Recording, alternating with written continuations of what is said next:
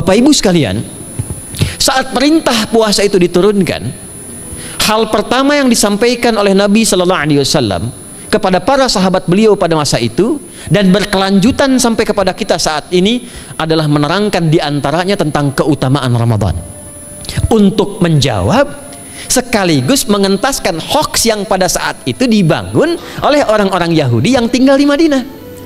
Jadi ketika mereka mengatakan orang Islam tuh nggak punya puasa, ikut kita, ini puasa yang hebat, puasa yang bagus, dijawab oleh Allah, turunlah perintah, ya ayyuhalladzina amanu kutiba alaikumus syiyam kama kutiba alal ladzina min qablikum la'allakum tattaqun. Setelah itu apa yang terjadi? Buka Sahih Al-Bukhari, kitab yang ke-30, Kitabus Shaum, posisi hadis yang nomor yang kedua di topik ini, riwayat dari Talhah bin Ubaidillah radhiyallahu taala anhu, qala Rasulullah sallallahu alaihi wasallam. Perhatikan, ini kalimat pertama yang disampaikan Nabi menyambut kewajiban puasa. As-siyamu junnatun fala yarfuth wala yajhal wa in imru'un qatalahu aw syatamahu falyaqul inni sha'imun marwataini. La khulufu famis saimi atyabu 'indallahi yaumal qiyamati min rihil miski yatruku ta'amahu wa syarabahu wa syahwatahu min ajli. Ini poinnya. As-siyamu li wa ana ajzi bihi wal hasanatu bi asyri amthaliha. Kata Nabi, puasa kita ini yang kita tunaikan spesial, beda dengan yang lainnya. Jadi ketika Yahudi mengatakan puasa kami ini puasa yang hebat, yang bagus, yang diikuti oleh umatnya Muhammad sallallahu alaihi wasallam, turun ayat, komentar Nabi pertama apa? Puasa kita kepada para sahabat, kepada kita semua, ini puasa yang spesial. As-siyamu. Lihat diksinya. Awas Pak ya, Ibu jangan salah baca. As-siyam, bukan asyab. As-siyam. Disebutkan 9 kali dalam Al-Quran. Ada as-saum, ada as-siyam, itu beda. Kalau saum sekali disebutkan dalam Al-Quran, surah 19 ayat 26. Saum itu masih umum, kata umum untuk menunjuk kata imsak, menahan secara umum. Bisa berarti puasa yang ada ketentuan aturan, bisa berarti menahan secara singkat. Apa saja yang bersifat menahan, itu saum namanya.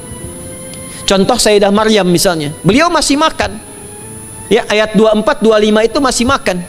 Goyangkan pohon korma, jatuh kormanya, makan kormanya.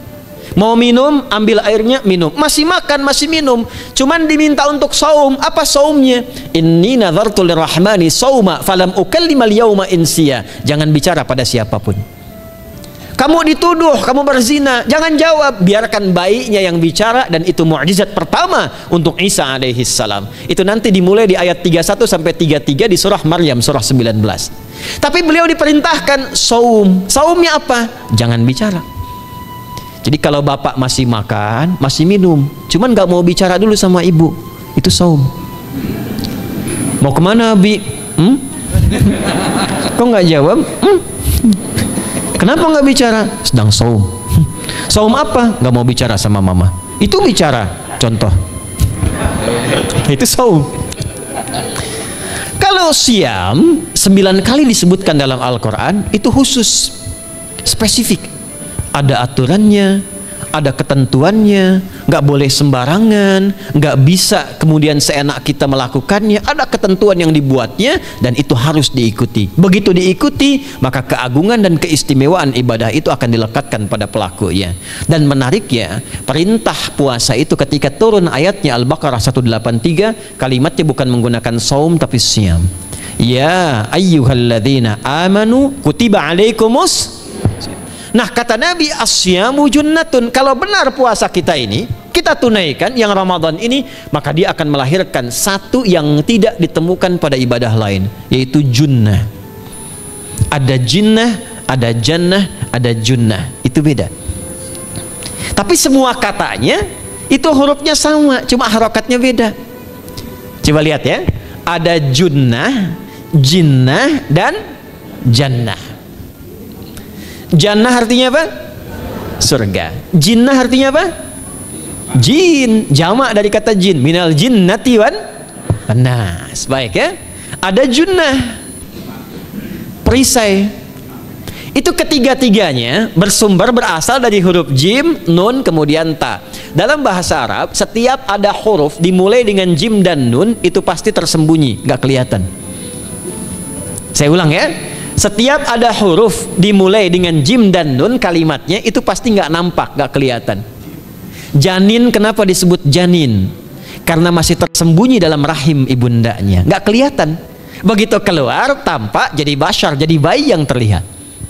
Jin, kenapa disebut dengan jin? Karena nggak nampak. Makanya fitrah jin itu, Pak, Ibu, fitrahnya tersembunyi. Jadi kalau ada jin melakukan penampakan, itu jin sedang punya masalah. Betul, itu nyata. Dan yang lebih punya masalah, ada orang-orang manusia yang mencari-cari penampakan jin. Itu sedang kurang sehat itu. Ya, betul, karena jin itu dipasangkan di Al-Quran dengan ins. 18 kali pasangan ini disebutkan. Itu lawannya langsung.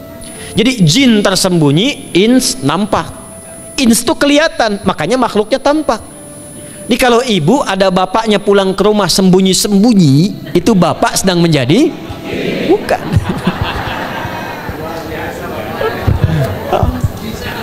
Kalau ibu sembunyi-sembunyi nyari dompet bapak, ibu sedang menjadi jin. Itu langsung pasangannya 3 itu. Ins itu seakar dari kata anisah, halus, lembut. Jin kasar, makanya disebut jin. Karena itu jarang ada orang kemasukan jin jadi lembut, tidak ada. Permisi mau ikut kajian sedang kemasukan jin, tidak. Kalau kata-katanya tidak meracau, tindakannya pasti kacau. Karena itu fitrah manusia itu pasti lembut. Kalau ada orang kasar, pasti ada yang salah dalam pergaulannya. Balik. Itu jin. Jannah, kenapa disebut jannah?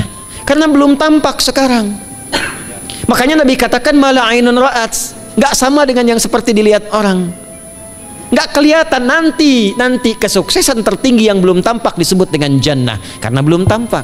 Junnah itu perisai yang bisa langsung membentengi kita dari setan secara otomatis. Tapi nggak kelihatan. Karena itu kenapa ujung puasa disebut la'allakum tatakun itu dari kata takwa. Takwa itu dari kata wikoyah. Wikoyah itu artinya perisai. Nah, perisainya tidak tampak dalam diri kita, tapi kalau terbiasa menunaikan ibadah puasa ini, kata Nabi, yang pertama kali akan terjadi pada orang yang puasanya benar, dia akan mendapatkan perlindungan berupa perisai dari Allah, hasil dari latihan puasanya yang dapat membentengi dia dari setan. Jadi ciri khas puasa Ramadan itu kalau sukses ditunaikan, itu akan terjauh dari godaan setan. Setan itu provokator yang memang hanya mengarahkan pada keburukan. Jadi dia nggak kenal benar. Lawannya malaikat nggak kenal salah, Pak. Nah, supaya terbentengi dari itu semua, kata Nabi SAW, kita itu dihadiahi sekarang oleh Allah satu ibadah yang kalau dilakukan ibadah itu akan mengakumulasi ibadah-ibadah yang lainnya, yang saat bersamaan dahsyatnya ibadah ini bisa menghadirkan junnah, perisai yang membentengi dari setan. Karena itu ketika dilakukan ibadahnya, saat yang bersamaan bisa ditahan maksiatnya, ditingkatkan amal solehnya. Setan kan ngajaknya pada yang salah kan, malaikat ngajak pada yang soleh. Ramadan itu keutamaannya kalau sudah tiba Ramadan itu selalu kita terdorong pada yang saleh dan tertahan untuk yang salah. Itu hebatnya puasa Ramadan. Kalau nggak percaya silahkan Pak Ibu sekalian. Cuman Ramadan yang saat datang waktunya bisa menghentikan orang berbuat maksiat. Nggak percaya cek. Orang yang punya sifat marah semarah-marahnya, itu saat Ramadan bisa berhenti marah. Buka jam 6 kurang seperempat ada yang provokasi. Dia bisa tahan marah tuh, istrinya bingung, tumben Pak nggak marah, ntar habis maghrib. Bisa ditahan. Orang dusta bisa nggak dusta. Dan saat yang bersamaan, teman-teman sekalian, Bapak Ibu, itu bisa terdorong berbuat meningkatkan amal soleh. Sekarang kita keluar dari sini, ada yang minta, belum tentu dikasih. Nanti Ramadan tiba, sudah nyatat berapa yatimnya, berapa du'afanya, amal soleh naik. Sekarang ada orang ketinggalan sholat fardu terlambat masih biasa, Ramadan ketinggalan sunnah itu gelisah. Betapa ibu-ibu para pejuang yang sangat luar biasa itu berjuang memperebutkan saf pertama setelah maghrib untuk menaruh sejadah. Nah, ini pelakunya nih. Tapi itu hebat, Bu. Saya tanya ibu kalau berjuang naruh sejadah setelah maghrib atau bahkan sebelum maghrib, itu sejadah disimpan di saf itu untuk ngejar sholat apa? Tarawih, bukan isanya. Saya tanya pada ibu, tarawih itu hukumnya sunnah atau wajib? Sunnah. Ramadan tuh jangan kan yang fardu, ketinggalan sunnah bisa gelisah. Itulah Ramadan. Dan pada saat itulah ketika amal soleh dikerjakan, amal salah ditinggalkan, datanglah junnah, itu perisai yang mengikat setan. Itu yang dimaksudkan di hadis Muslim. Di topik yang ke-13 namanya Kitabus Syam. Hadis yang pertama dari sahabat Abu Hurairah. An Abi Hurairah radhiyallahu taala anhu, anin Nabi sallallahu alaihi wasallam qala, "Idza jaa Ramadhanu." Redaksi yang pertama. Redaksi yang kedua yang bintang 3 di bawahnya, "Idza kana Ramadhanu." Redaksi ketiga yang bintang 4 di bawahnya, "Idza dakhala Ramadhanu." Muhammadiyah itu harus tahu dalil.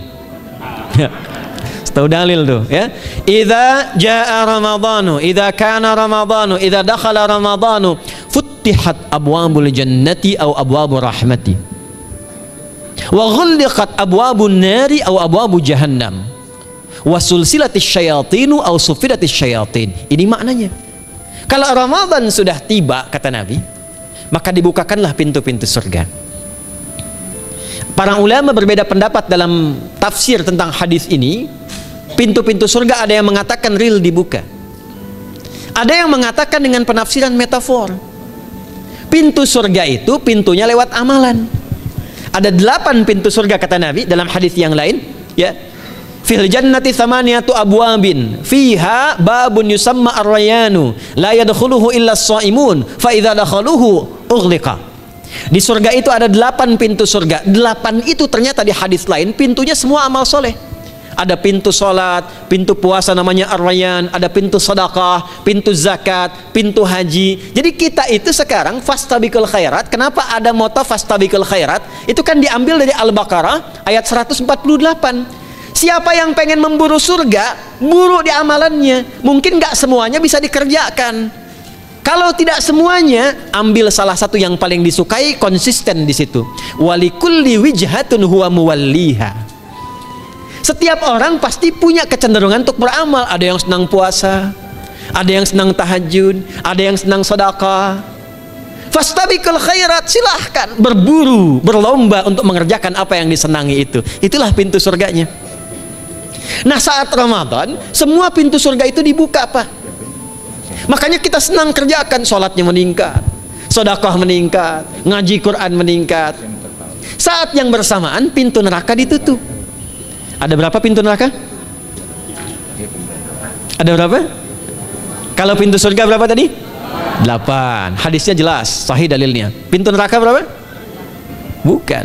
Pilih. 6 atau 8? Yang 6 angkat tangan. Bukan 6, bukan 8, 7. Dalilnya apa? Dalilnya Quran surah Al-Hijr, surah ke-15 ayat ke-44. Surah ke-15 Al-Hijr ayat ke-44. Neraka ada 7 pintu. Dan dalam setiap pintunya nanti ada 19 malaikat yang menjaga. Alaiha tis'ata asyar. 7 pintu ini khusus Ramadan ditutup. Dan hati-hati, nama neraka itu ada 2 nanti. Neraka yang membakar, ini mungkin jadi baru informasinya bagi sementara orang. Neraka yang membakar dan neraka yang membekukan. Jadi ada 2 sifat. Saya ulang ya, neraka yang membakar dan neraka yang membekukan. Yang membakar disebut dengan Jahannam, yang membekukan disebut dengan Zamharir namanya. Zamharir. Jadi kalau ada orang masuk neraka, itu cuma 2 pilihannya, dibekukan atau dibakar. Jelas ya? Makanya kita dikasih pendahuluan, ada musim panas, musim dingin. Supaya merasakan, nih orang musim dingin nih pakai lapisan-lapisan baju, musim panas cari pendingin. Kamu sekarang cari pendingin, kata Allah, di neraka nggak ada AC.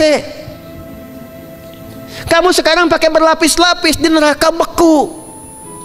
Jahannam itu nama apinya. Jadi nar yang membakar itu nama apinya Jahannam. Jahannam itu nama apinya untuk membedakan dengan api yang ada di dunia dan api yang bahan bakarnya jin dan setan saat diciptakan. Setan itu dicipta dari api. Ya, setan kan asalnya dari iblis. iblis dari jin. Setan Al-Baqarah ayat 36. Dari iblis Al-Baqarah 34. Iblis dari jin, Quran surah Al-Kahf ayat 50. Kana minal jinni fa fasaqa an amri rabbi. Jin dari api yang menyambar-nyambar, Quran surah 15 ayat 27. Wal janna khalaqnahu min naris samum. Karena narnya narus samum, maka apinya mesti beda. Karena itulah nanti nerakanya yang membakar disebut dengan Jahannam. Pintunya 7, namanya banyak. Ada sa'ir, ada lava, ada neraka hutamah. 7 pintu, besarnya disebut dengan Jahannam. Khusus Ramadan tutup. Ramadan tutup. Wasulsilati syayatin. Setan itu dibelenggu, diikat rapat. Bagi orang yang mau puasa benar. Awas, hati-hati. Bagi orang yang mau puasa benar, karena itu kalimatnya asyamu junnatun. Kalau benar puasanya, metafornya amalan dia bisa mengikat setan. Tapi kalau puasanya nggak benar, tetap digoda juga.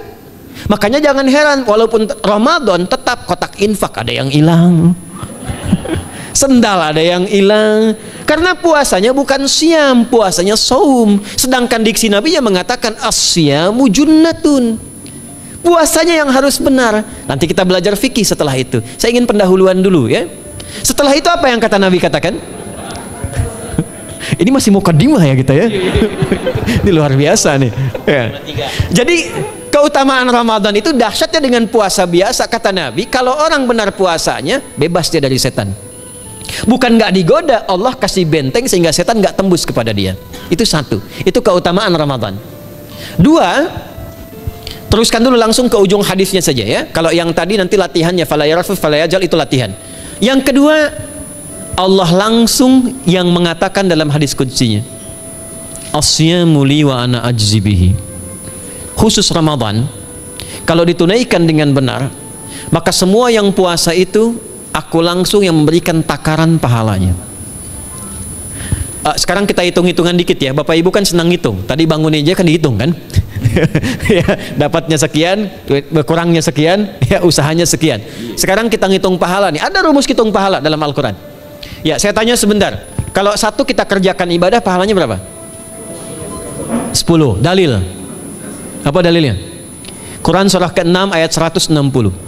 Man jaa baik bil hasanati falahu asyru amthaliha. Siapa yang melakukan satu perbuatan hasanah. Hasanah itu perbuatan baik yang bernilai pahala. Itu hasanah namanya. Pahalanya disebut ajrun namanya. Lahum ajrun ghairu mamnun. Jadi perbuatan baik yang bernilai pahala disebut apa? Hasanah. Ya, eksekusinya, implementasinya disebut amal soleh. Pahalanya, hitungannya disebut ajrun namanya. Jamaknya disebut dengan ujur. Di setiap poinnya disebut dengan ajrun namanya. Nah, orang yang mengerjakan perbuatan baik berpotensi punya nilai pahala, itu setiap perbuatan baiknya 10 kebaikan. Contoh kita sholat nih, sehari berapa waktu? 5. Berapa rakaat? 17. Al-Fatihahnya 18 atau 19 kali? 17 kali ya. Kalau 18 kali berarti subuhnya 3 rakaat. Nah, itu kan kalau kita buka hadis Muslim nomor hadis 162, saat Nabi dalam peristiwa setelah Isra itu ke Masjidil Aqsa, kemudian araja bina Jibril alaihissalam, mi'raj, naik ke Sidratul Muntaha. Sidratul Muntahanya ada di surah An-Najm dari ayat 1 sampai 18-nya. Itu ketika menerima perintah sholat pertama kali kan bukan 5 tapi 50. Turunkan Nabi kemudian ke langit ke-7, ketemu Nabi Ibrahim sedang senderan di Baitul Ma'mur, punggungnya senderan. Itu ada kisahnya di hadis Muslim nomor hadis 162. Kemudian turun lagi ke Nabi Musa.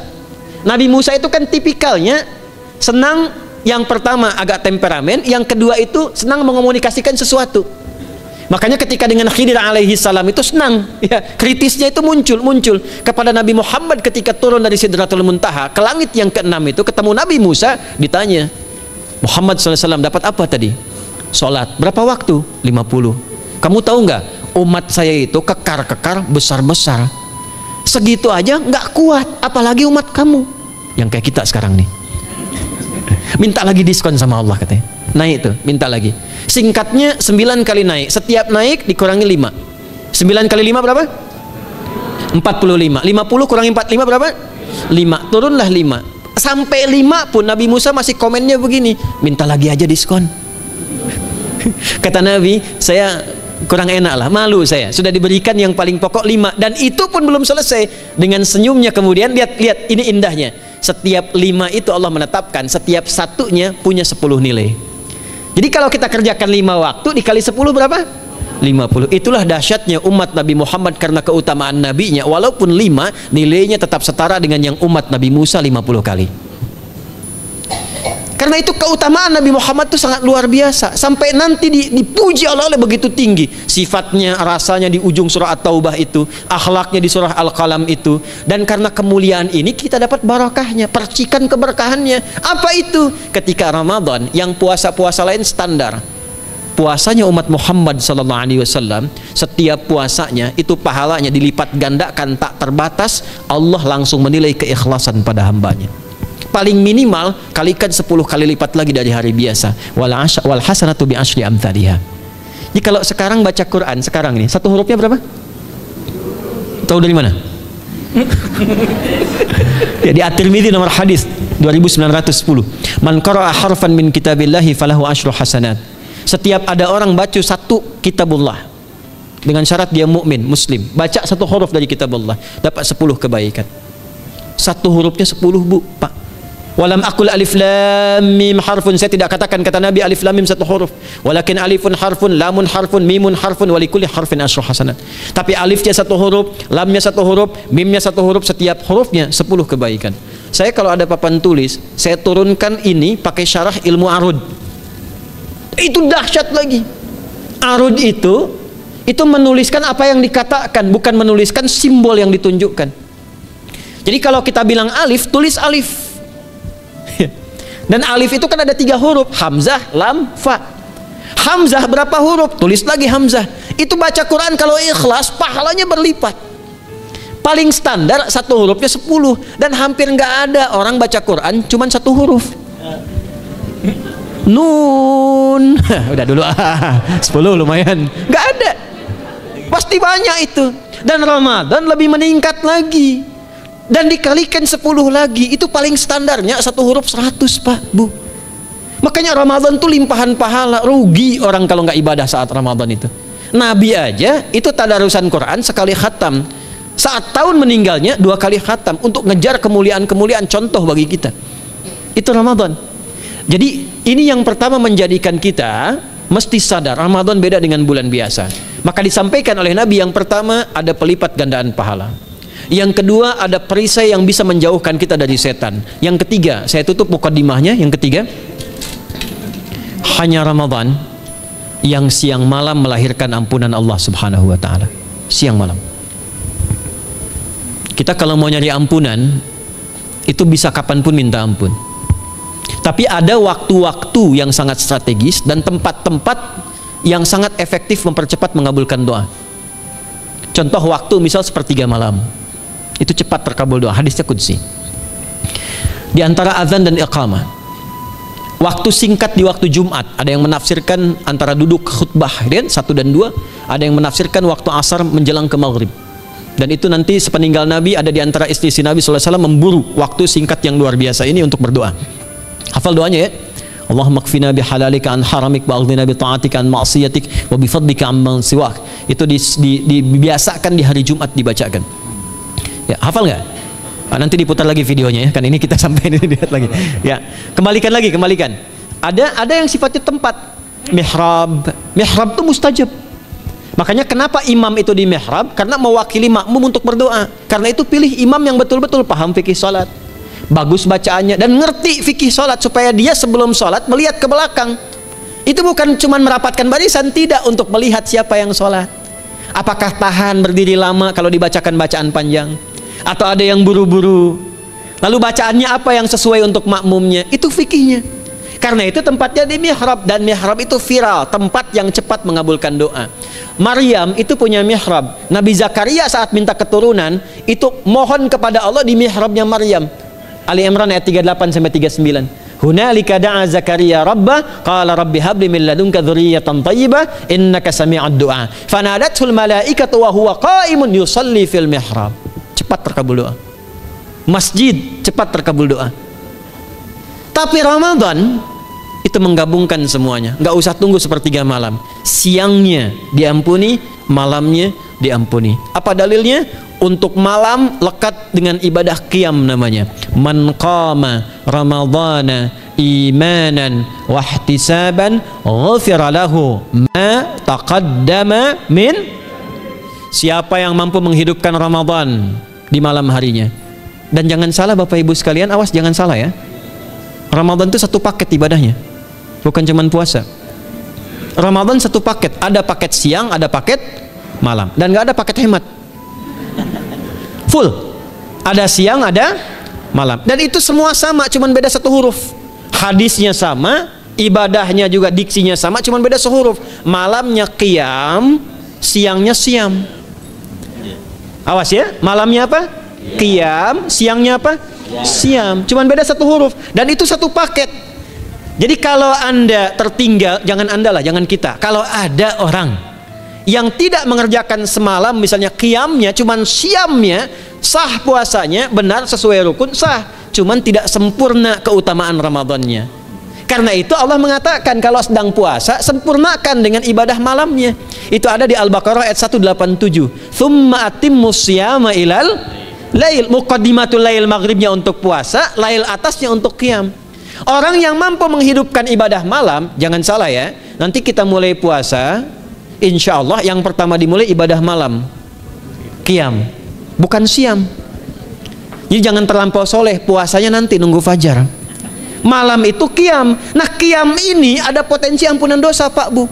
Jadi kalau kita manfaatkan ibadah ini dengan benar, misal ya, kita kan nggak tahu ajal nih, tiba kemudian kita manfaatkan qiyam bangun, ditunaikan dengan benar, itu Masya Allah, meninggal misal dalam sujud, itu jaminannya ghufira lahu ma taqaddama min dzambi. Siapa yang benar ibadah qiyamnya sampai detik itu, ditunaikan karena imannya, ikhlas karena Allah, saat bersamaan dia introspeksi diri, begitu dia tunaikan, misal dia meninggal, misal saja, semua dosa-dosa yang pernah dia tunaikan diampuni pada saat itu. Ma itu tanpa batas, ma taqaddama min dzambi, ma semua yang pernah dia kerjakan dalam hidupnya. Karena itu viral, Sayyidah Aisyah itu pernah minta petunjuk pada Nabi di hadis Muslim, bertanya pada Rasulullah, ya Rasulullah, kalau malamnya saya pengen ibadah dan qadar Allah bertepatan dengan malam Al-Qadar, apa yang saya minta? Itu sampai diajarkan oleh Nabi doanya, dan doanya sahih. Di At-Tirmidzi dikuatkan lagi dengan lebih lengkap redaksinya. Kata Nabi, kalau engkau bersamaan dengan itu malam hari bangun bersamaan, faquli, katakanlah, Allahumma innaka afuwun karim tuhibbul afwa fa'fu anni. Nanti di hadis yang Muslim, Allahumma innaka afuwun, di At-Tirmidzi ada kata karimnya, innaka afuwun karim tuhibbul afwa fa'fu anni. Itu malam Bu. Biasanya nunggu sepertiga malam, waktu sahar ya. Jadi waktu sahar itu waktu singkat menjelang fajar. Kalau subuh sekarang 4:08, itu kira-kira sahar tuh jam setengah 4 lah ya, 3:30 sampai jam 4 itu namanya sahar, bukan lail. Kalau lail dari ba'da isya sampai sahar. Sekarang isya setengah 8 misalnya, jam 8 tuh sampai setengah 4 namanya lail. Jelas ya? Lail tuh malam, jamaknya layali, turunannya lela, lili, lala, itu malam ya. Ibu leli, ibu malam-malam gitu ya. Gitu. Nah itu waktu menjelang fajar, setelah lail, sahar, jamaknya ashar. Ashar itu disampaikan di Al-Quran, waktu terbaik untuk istighfar. Quran surah 51 ayat 18, wabil ashari hum yastaghfirun. Yang biasa istighfar berpeluang dapat ridho Allah dan disiapkan surga terbaik melebihi kemewahan dunia. Itu ada di ayat ke-16, 17, 18 ya. Dari ayat 15-nya, 16-nya, 17-nya adalah untuk yang saharnya, 16-nya itu kalimatnya ya. 16-nya yang dengan mengatakan Rabbana amanna faghfir lana dzunubana wa qina adzabannar. Ayat 17-nya as-sabirina was-sadiqina wal qanitina wal munfiqina wal mustaghfirina bil ashar. Itu hari biasa seperti sekarang Ramadan, dari ba'da isya sampai terus lagi sampai masuk waktu fajar, siangnya pun masih ada ampunan Allah. Man shoma ramadhana imanan wahtisaban ghufira lahu ma taqaddama min. Saya tanya sekarang, siapa yang nggak punya dosa boleh angkat tangan? Yang dosanya banyak boleh angkat tangan. Tuh, saking banyaknya kita nggak bisa ngangkat. Sekarang rubah kalimatnya, yang ingin masuk surga angkat tangan. Masya Allah. Yang ingin surga Firdaus angkat tangan. Tuh. Maka ironi itu tampak dalam perilaku kita. Pengen ke surga, tingkatan Firdaus, tapi ngaku dosa banyak. Itu dia. Maka Allah punya sifat Rahman dan Rahim. Rahman untuk dunia, Rahim untuk akhirat. Maka diberikanlah kesempatan Ramadan untuk menggugurkan semua dosa itu. Karena itulah Bapak Ibu sekalian, penting kita menyiapkan, karena nunggu Ramadan itu nggak mudah. Dan nggak semua orang itu akan sampai kepada momen yang dimaksudkan. Karena itulah malaikat Jibril itu langsung komen. Ya, jadi ada dua riwayat nih, Nabi yang berdoa, malaikat yang mengaminkan. Ada malaikat yang berdoa, Nabi yang mengaminkan. Jadi Nabi akan naik memberikan tausiah di mimbarnya. Mimbar Nabi itu ada 3 gundakan. Begitu naik ke gundakan pertama, ada 3 gundakan. Lalu tibalah kemudian beliau bersabda. Ada riwayat Nabi yang berkata, malaikat mengaminkan. Ada riwayat sebaliknya, malaikat yang berkata, Nabi mengaminkan. Raghima'an forajulin. Awas, hati-hati nih. Raghima'an forajulin. Liman adraka Ramadhana falam yughfar lahu. Terhina di hadapan Allah Subhanahu wa taala. Kotor dirinya. Bu'dan, jauh dari rahmat Allah. Liman adraka Ramadhana, siapa yang sudah disampaikan ke bulan Ramadan falam yughfar lahu, tapi tak mampu mendapat ampunan Allah Subhanahu wa taala. Karena itulah saya ingin cepat. Satu, kenapa Ramadan istimewa? Karena ada ampunan Allah yang sangat luar biasa. Kenapa Ramadan istimewa? Karena ada pelipat gandaan pahala. Kenapa Ramadan istimewa? Karena ada peluang untuk menjauhkan dari setan. Dan yang terakhir, Ramadan istimewa karena semua waktu siang dan malam mempercepat terkabulnya doa. Itu yang dijamin di ayat 186 dalam rangkaian ayat Syam dari ayat 183 sampai 187. Ayat 186-nya khusus untuk mempercepat terkabulnya doa.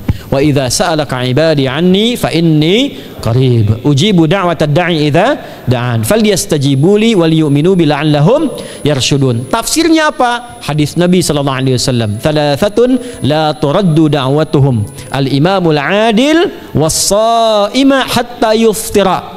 Wa da'watul mazlum. 3 golongan yang doanya sulit sekali ditolak. Yang pertama, imam yang adil. Yang kedua adalah orang puasa sampai berbuka. Dan ketiga, doa orang yang terzalimi. Jadi kalau Bapak Ibu pengen cepat dikabulkan doanya secepat kilat, maka jadilah pemimpin yang adil. Kalau belum mampu, latihan puasa. Kalau belum mampu lagi, banyak-banyak terzalimi dan berdoa.